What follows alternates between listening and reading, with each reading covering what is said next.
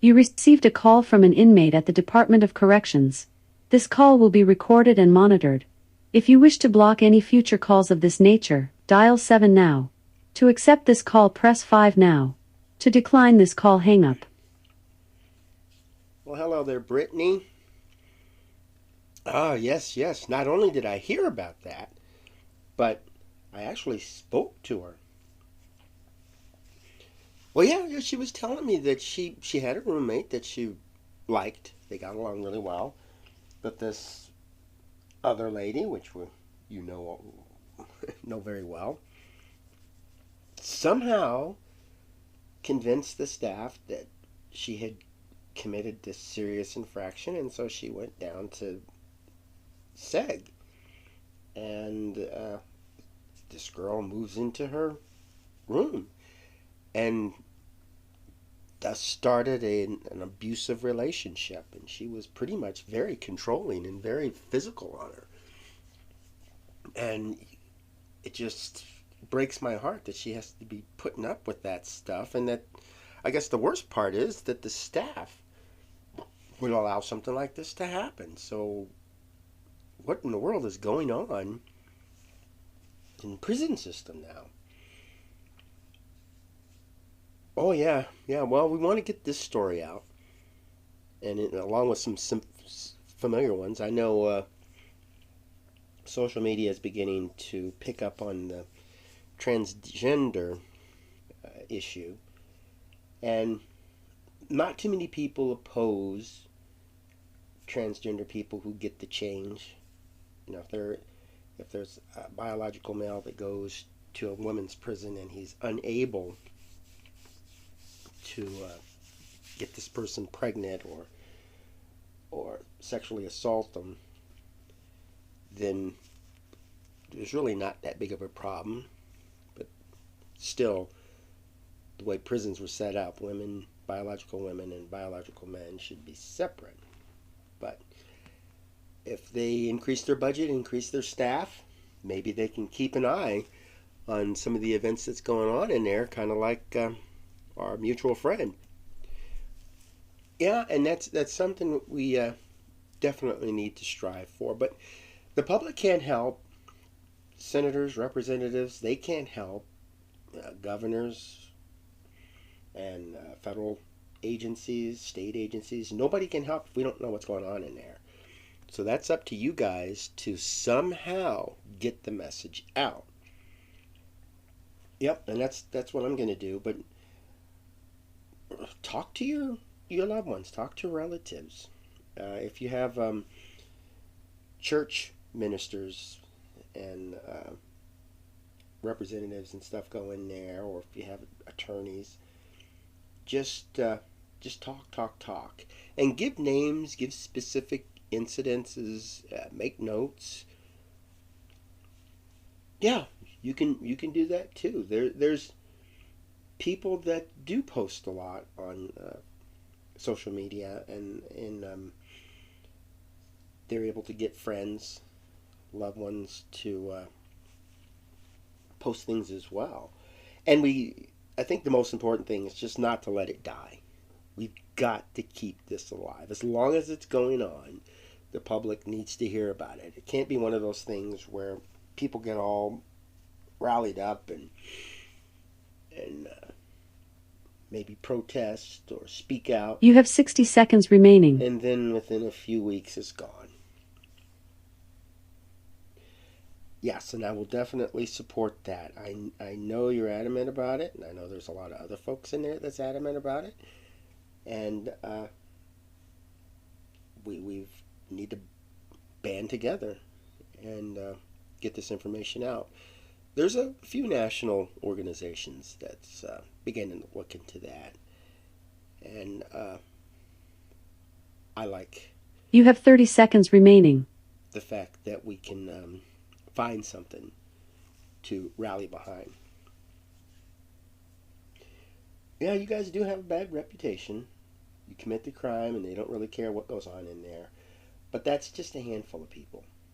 The majority of people, they care, especially about women's rights. And you guys deserve it. Well, good. Well, thanks for the call, and enjoy your day. Okay, definitely, I will. Thank you for using Inmate Call. Goodbye. Hello, welcome to AQS Inmate Call, and I'm your host, Joel Wilborn. And in this episode, I want to make you aware of what's going on behind prison walls. Now, I know we have TV shows and documentaries that give us a look inside the prison and a feel of what's going on in there. And a lot of it is true. There's some fictionized stuff that want to keep us entertained and keep coming back week after week to watch it. And a lot of the documentaries or interviews and stuff, they're designed to draw in a crowd as well. And to a certain extent, that's a good thing because we want to know that there's something going on. And if it creates questions, is that really what's going on? Or how does the people feel? Or what's anybody doing about it? That's even better because we want to get people to question these prisons. Don't just drive by, look at it, and say everything's fine in there. Now, there's a lot of things that we do hear about. If there's a murder or if there's an assault, maybe a lawsuit, major lawsuit comes out, or a prison guard smuggles something in, or an escape. These things that make news and can easily be verified. Now with me, I now have a fiancée who's in that prison, and her safety and health and well-being is tops on my list. She's went in because she's a drug addict, and she said when she was high on drugs, she was just mean, and she did things that she wouldn't in her normal frame of mind do. And when she tells me this kind of stuff, I'm thinking, why did they even lock her up for all this time? Why? Even when she was arrested, they noticed that she was a drug user. And I believe that's closer to an ailment, something that needs to be treated, rather than criminal. And people who drive intoxicated and kill somebody, I don't think they would do that if they hadn't have drank the alcohol and gotten drunk. And people who are high on drugs, there's a lot of crazy things these folks do. And in order to prevent these from happening, you don't ban these substances. I mean, let's face it, a lot of the illegal drugs are illegal that these folks use, but of course that's not going to stop them if they want to. But if we listen to loved ones and law enforcement, people who are directly in contact with these addicts, I think we have a little more of a chance of helping them and keeping the prisons from being overwhelmed by this. And somebody who goes into prison with an addiction should immediately be given treatment. This is not something that should be a choice, because these correctional centers and even the penal system is designed to take people in and put them back out on the street in better shape than when they went in. And of course, 100% of it is based on the person who is the actual convicted fellow, because they're the ones that can make the decision that they're going to kick the alcohol habit, kick the substance abuse, and or just in general just stop crime. They have to want to do that. We can't force them into it. But if they're in prison, if they're locked up, their rights are limited, and everybody knows that, and we can emphasize that over and over again. If you go to prison, you're going to lose a big part of your rights, and in some cases those losses travel outside the prison walls. So when a person decides to go out and steal a car, they know that it's going to be a high risk, and getting caught and going to the prison, they can't say you have no right to do this, and I can't agree to these things. I mean, let's face it, they're locked up, and the prison's job is to help those that are incarcerated. And people who are addicted should be notified, or not really notified, but should be identified and put into these programs, and then hopefully it will snap something. These people will realize that this is helping me and I should continue with it. And if they don't, their sentence isn't forever in many cases. So if they're in there for 10 years, they'll get out after 10 years and just go back to their old ways if there's nobody on the outside to help them. But as long as they're in there, they should be monitored. Because usually addicts, when they get into prison, they continue to deal and to buy and to use the illegal drug. Prison doesn't stop that. Prison doesn't stop alcohol. And prison doesn't stop people from thinking of committing a crime.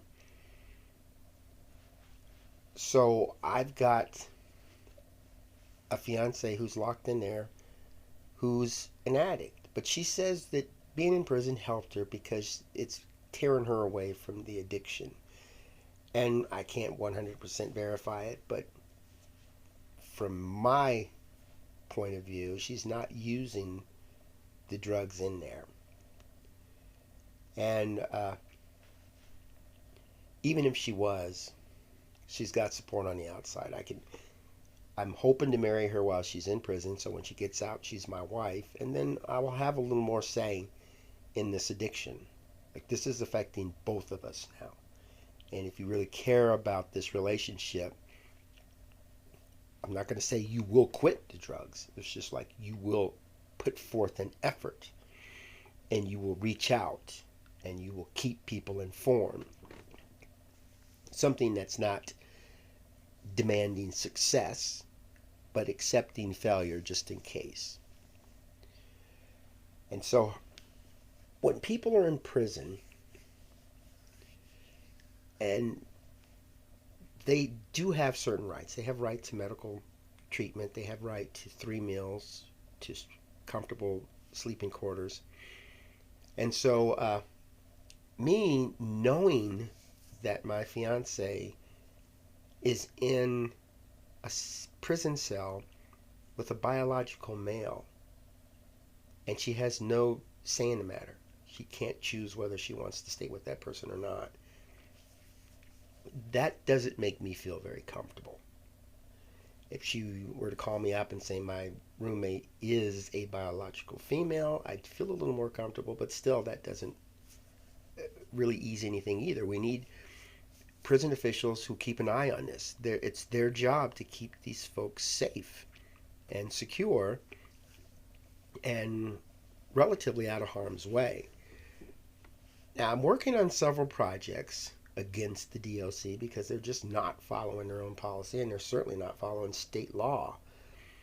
But Kimberly Carter called me, and she was telling me about some stuff that she personally experienced within there. She had a prison guard tell her that he wanted to have sex with her in the chapel. And she's thinking, the chapel of all places. But it didn't surprise me that a prison guard would suggest something like that. And then we've got the female inmates who get in trouble and they want to get out of their losing some of their good time or promotions, and they're being advised to dress a certain way or look a certain way to impress these people because that's what these officials like. And that's advice and stuff you could get on the outside world quite easily. There's people that try to say, if you want to really impress these people, this is what you do. But sexual favors, mental, physical abuse, that's crossing the line. So if women are pretty much, I know I've heard things about probation officers. You pretty much have to have sex with the probation officer to not be written up or not be given a bad review for probation, and you want to get off of it earlier, or even in some cases just to get out early, they'll do that. And that now doesn't surprise me as much. But the fact that it's continuing, that it just keeps happening and nobody's even addressing it, it's very bothersome. And it shows you that we've got a flawed system that's continuing on like this because nobody's performing any checks. They're not following up on anything. And so I'm asking Kimberly to share some of her stories. She said she had a very nice roommate, but the roommate allegedly got into trouble and got kicked out of the cell, and this other person moved in and just started a relationship with her, and it was quite abusive and very physically abusive as well, mentally and physically. And so she got caught up in all of this, and she didn't want that. She's sitting in a prison. There's a lot of trauma because of the crime that was committed and losing freedom and then being in this hostile environment and then having prison guards just bully around. If these guards didn't like you, you could be harassed or you could be physically assaulted. I was actually talking on the phone with my fiancée, and I'd sent her some pictures. And she said, I'm going to go down to the mail room and I'm going to check to see if my pictures are in, and then I can tell you right now. And she walked over there and she was talking to the guard, and the guard was saying, no, you got to come back at 3 o'clock. Normally we would give these out at 3:30, but I'm going to be nice and give it to you at 3 o'clock. And she comes away and she says, I really don't like him. He's just mean, and he doesn't have to be, and he just says things he doesn't have to say, and he's very demeaning. And that right there, that's not against the law. That's just people's personality. But with her, she doesn't need to be degraded like that on a regular basis. And if there's some kind of conflict that's going on, maybe he knows somebody that was one of the victims of her crime, this needs to be brought out, resolved. And if she has an issue with it, she needs to talk to somebody, maybe a counselor, or maybe a third party can come in and try to resolve any animosity. Because sometimes there's people that just don't like certain types of people. This person could be against her religion or against her race or against her gender. And I've heard a lot of cases like that. And that type of discrimination, that type of harassment shouldn't be allowed. If he's going to be tough and strict to the rules, I support that. Follow the rules. But don't demean people continuously. If you get upset about them and you want to cuss and swear and call them names and throw out some restrictions, as long as it's within the rules and the policy and procedure, go for it. But don't misuse that. Don't ask for sex from people. Don't offer services for sex. And the contraband needs to stop. And if the women don't have money to give or items to barter for, they usually sell their body to it. And for them, that's normal. But here it is. Crimes being committed in the prison. You got a prison filled with convicted criminals. And what are they going to do? Just stop? No, it's going to continue. Of course, they can't steal a car, if they're in there for auto theft or grand theft auto or something, but they can continue to sell, buy used drugs. Cell phones, as we talked about, can get in there. Alcohol can get in there. Even little things like weapons and chemicals. And just maybe even cash money can get in there. So I'm going to try to expose as much of the truth, naming people as well. And with the Washington Department of Corrections, they don't necessarily fire people, they just move them around. So if one person goes from one prison to another prison, let's follow that person. Let's let the public know that this person has no business working there. And then one big issue I'm working with money. They're taking money for calls and emails and items that people buy in a commissary. These are overinflated prices, and they're getting a kickback and helping to support the prisons and a lot of the officials who misuse it. And we don't do any checks and balances on that either. So here I am spending all this money just to communicate with my fiancée, and the people who are benefiting are the officials in the penal system, and they're just funding their prisons and building more prisons, but they're not really helping anybody. If we can afford to send people to prison, we need to do it without the loved ones who are trying to help these people, who are trying to do things that the DOC needs done but can't do, like support them once they get out, give them words of encouragement, give them someone to talk to, someone to advocate for them. If that's something that the DOC needs, we need to work with the loved ones. And it is definitely something that they should heavily invest in. Don't be taking their money, overcharging them. I mean, these people in the Washington State prison, they make $1 an hour.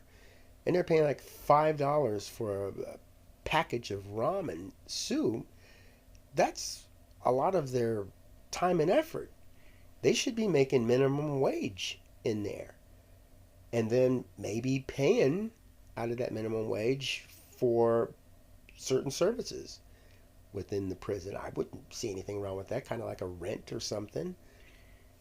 And stop charging the loved ones. I shouldn't have to pay all this money to talk to my fiance on the phone, for crying out loud. Especially so they can say they're going to put better internet in there, but they don't. My fiance just said they got 70 extra cable channels. And I know in the men's prison, they've been talking about getting cable. They pay for it, but they're not receiving it. And so why go through all of that? So this is the kind of stuff we need to expose. And this is the kind of stuff that I'm really concerned about with my fiance. Having her in there gives me an advantage. It gives me a connection. And it gives me a little bit of a motivation to do something. I really don't think we need more prisons. I don't think we need to spend more money on the current prisons. And we certainly don't need to be stealing money from the prisoners and from their loved ones to fund this stuff.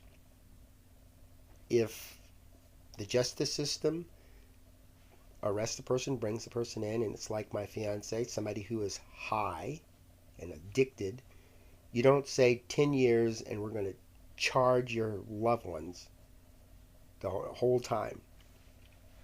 You more or less say, we've got some violent criminals that don't need to be out in society that we need to take care of. We need to give them proper medical. We need to give them proper nutrition, proper housing, working facilities.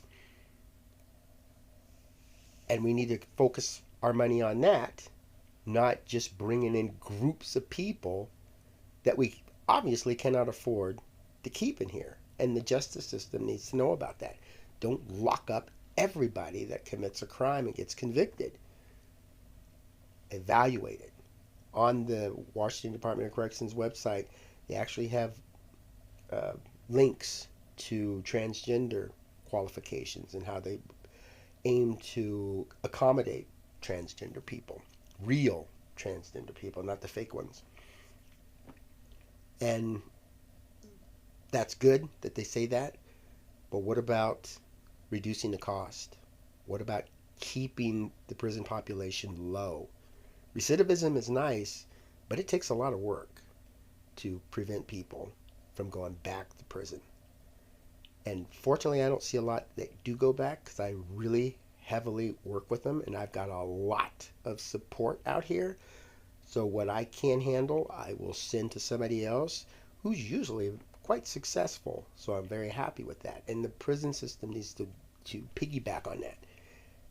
We need to not forget about people once they walk out the door. They need a mentor. They need to be able to get housing and to get a job. Not necessarily all these licenses and stuff, but boy, they're restricted from so many things. Well, I hope this gives you a little bit of insight on what's going on in the prisons. And I hope you discuss that with your friends, family, and your loved ones. And look for signs of criminal activity and maybe ways to prevent them so that you won't end up in the same situation as I am, where you have a loved one in there that could be attacked or manipulated or deceived or have their money stolen. It's not good to go to the prison. And let's just try to do what we can to prevent anybody from going from prison. Well, thanks for tuning in, and go out and have yourself a fantastic day and make beautiful memories for tomorrow.